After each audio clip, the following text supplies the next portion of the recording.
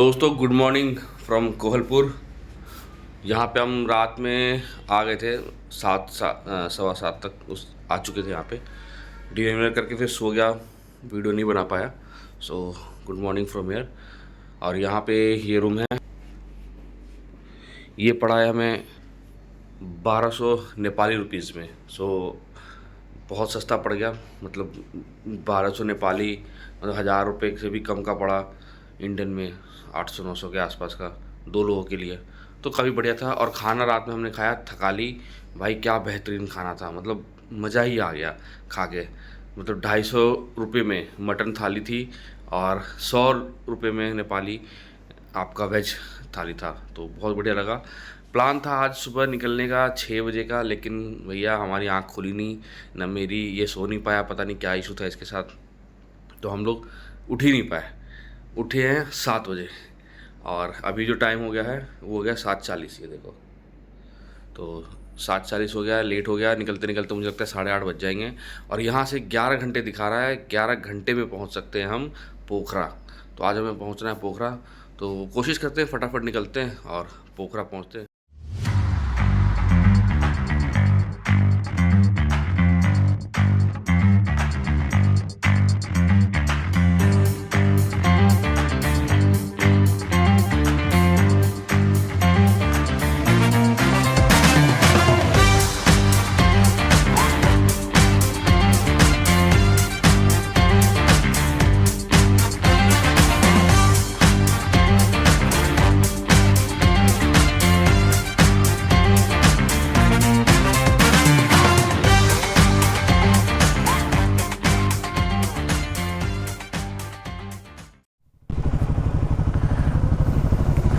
तो दोस्तों time to leave Kohalpur, और यहाँ से बस अब हम लोग निकलने वाले हैं। काफ़ी लेट हो गया, 9 बज गए, इनफैक्ट 9:15 हो रहे हैं। तो वी आर टू लेट, क्योंकि यहाँ से कम नहीं तो 11 घंटे का रास्ता दिखाता है। और ये होटल था अपना, होटल पानस, और इस पानस में हम रुके थे। 1200 रुपये का रेंट, बहुत ही बढ़िया। अब चल रहे हैं फटाफट। और वो जो सामने था, अगर आप देखेंगे स्पेशल खाना, भाई यहाँ के खाना क्या बढ़िया खाना था। मटन खाना हो, चिकन खाना हो या वेज खाना हो, सब एक नंबर चॉइस, बिल्कुल भाई। मिल ही सकता भाई, मिल ही नहीं सकता। दोनों। तो दोस्तों अब देखो आगे बुटवल से एक कट आता है पोखरा का, 236 किलोमीटर है। वहाँ तक सीधा चलना है अपने को ऑलमोस्ट, और वहीं से कट आएगा। बाकी इधर काठमांडू 500 किलोमीटर है, तो तो उधर नहीं जाना अपने को। तो बुटवल से कट आएगा पोखरा, पोखरा से फिर उधर निकलेंगे। तो चलते दोस्तों, मज़े लीजिए। हमारी तो बैंड बज गई थी कल। हाँ, गर्मी सेम, मतलब आज भी कोई नहीं है। इनफैक्ट जो लोग गए थे उन्होंने मुझे बताया है कि लास्ट के 50 किलोमीटर बिफोर पोखरा तभी सही थोड़ा सा मौसम मिलेगा, अदरवाइज़ आपकी लंका लगनी है इतनी गर्मी में।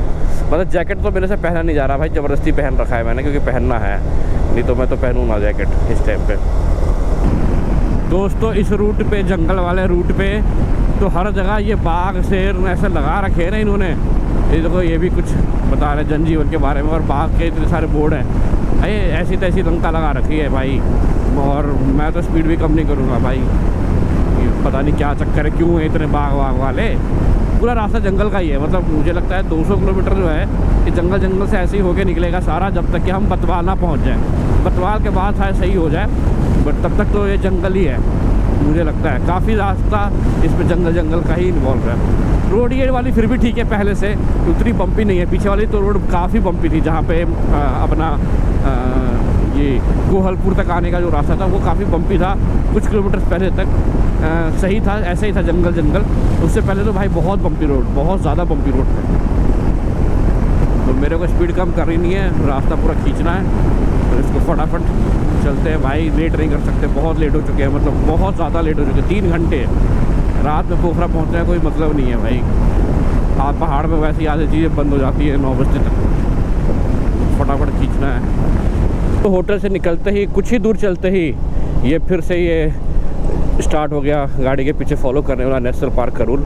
अभी हमने पोस्ट चेक इन कराया है, चेक इन करा के मतलब एंट्री कराई वहाँ पे, पर्चा दिया, बोला बस के पीछे जाओ। 9:56 का टाइम दिया है, 9:56 हमें चेकआउट करने का। अब उससे पहले पहुँचते ज़्यादा 9:50 में जैसे पहुँच गए या 9:47-48 पहुँच गए तो वो रोक देंगे, क्या फिर पूछताछ कर देंगे आप मतलब उनके हिसाब से जल्दी भगा के आए हो। तो ये सब थोड़ा सा ड्रामा है। जो भी है रूल फॉलो करना है हमें, हम किसी दूसरे कंट्री में आए हैं, अगर नहीं करेंगे तो भाई हमारा देश ही बदनाम होगा इस चीज़ में। सो बाकी से भी रिक्वेस्ट करता हूँ कि आप आए तो इस चीज़ को ज़रूर फॉलो करें कि जो कहा जाए जो आर्मी वाले पुलिस वाले कहे आप उसको फॉलो करें। ये नहीं कि भगाते जा रहे करते जा रहे, that will be wrong and give a wrong impression about our country. तो थोड़ा सिविक सेंस यहाँ पे ज़रूर लगा के चले। सो दोस्तों, यहाँ पे 110 किलोमीटर के बाद एक छोटा सा ढाबा पड़ा था कोहलपुर के बाद, तो यहाँ रुक के थोड़ा सा कोल्ड ड्रिंक और वाई खा लिया। अब बस निकल रहे हैं। यहाँ से करीब करीब 300 किलोमीटर है और टाइम जो लगेगा 6 से 7 घंटे कम से कम। सो फटाफट निकलते हैं। 7-8 तो बज ही जाएगा मुझे लग रहा है, 7-7:30 तक ही पहुँच पाएंगे, उससे पहले तो चांसेस लग नहीं रहे। तो ये रहा दोस्तों राप्ती नदी। ये बरसाती नदी लग रही है मुझे क्योंकि पानी तो कुछ है नहीं। जो सारा पानी पत्थर निकालने के लिए टैंकर नीचे लगे पड़े, चोरी हर जगह है भाई। यहाँ पत्थरों की चोरी है, पत्थर निकाल के ऊपर लगाते हैं सारे। छोटी सी नदी है ये, बरसात में बढ़ जाती है उसकी। तो व्यू अच्छा है, बट भाई गर्मी इतनी ज़्यादा है ना, इतनी ज़्यादा गर्मी है कि मतलब कुछ भी करने का मन ही नहीं कर रहा।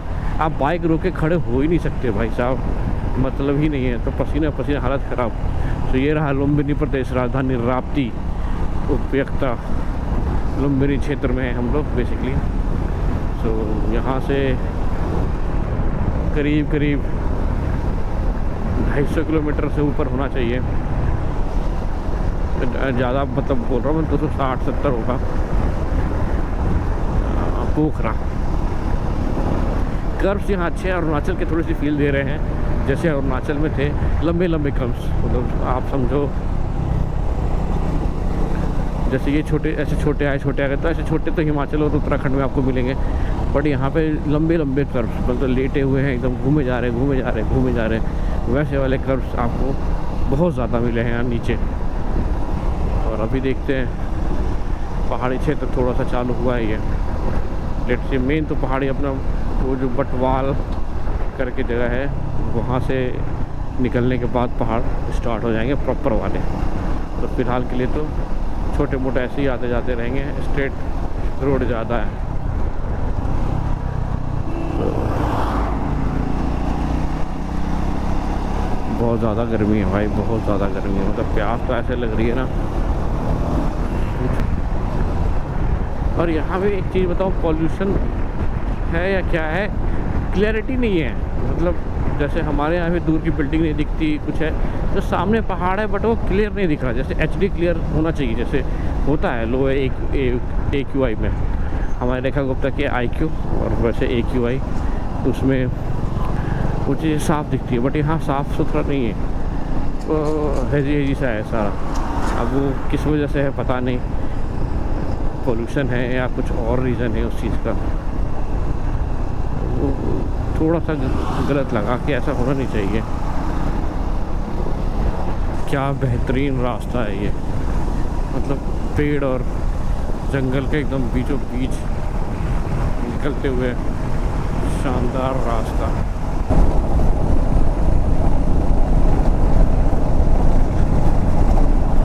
तो दोस्तों ये बीच में पैच है ऑफ रोड वाले, तो ये आ रहे हैं थोड़े कंस्ट्रक्शन का काम चल रहा है इधर, रोड चौड़ा कर रहे, 4 लेन बना रहे हैं। पहले रोड जो हमें दिखा रहा था उस तरफ से घूम के, जहाँ पे अभी जूस पी रहे थे हम लोग थोड़ी देर पहले, वहाँ पे कट था तो वो उधर से दिखा रहा था। हमने बात की तो उन्होंने बोला रोड तो खुला हुआ है, कंस्ट्रक्शन चल रहा है, कहीं कुछ बंद नहीं है। गूगल मैप में बंद दिखा रहा था। सो थोड़ा सा इशू था। ये शॉर्ट रास्ता भी है, तो आधे घंटे का तो कम से कम यहाँ पे हमारा टाइम बचेगा। ये तो ऐसा ऑफ रोड सा पैच है, बहुत बढ़िया। इसमें मतलब भगा रहे हैं, कोई दिक्कत नहीं हो रही। 60, 70, 80 ऐसे से खींच ही रहे इसके अंदर भी ना, तो ऐसा कोई इशू नहीं हो रहा, तो बढ़िया ही है हमारे लिए। थोड़ी प्रैक्टिस हो जाएगी ऑफ रोड की ना, वहाँ से मनांग और उससे पहले।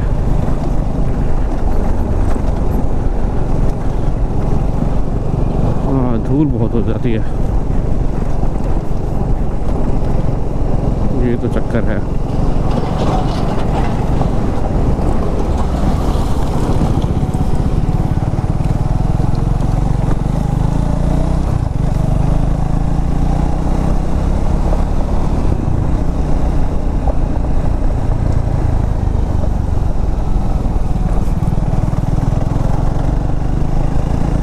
इधर देखो धूप है और सामने क्या काले बादल हैं, क्या है भगवान जाने भाई। अगर बादल हुए ऐसे हैं मतलब ये तो एक्सट्रीम हो जाएगा, मतलब इतनी गर्मी, फिर उसके बाद एकदम से आपको मिलेगा सिर्फ बादल पानी। अरे यार चैन से नहीं जीने देगा ये नेपाल, सही बता रहा हूँ मैं भाई साहब। ओहो बहुत दिक्कत है भाई, और धूल इतनी, दिमाग ख़राब हो जाए। पर मज़ा आ गया इस रोड पे, सही था।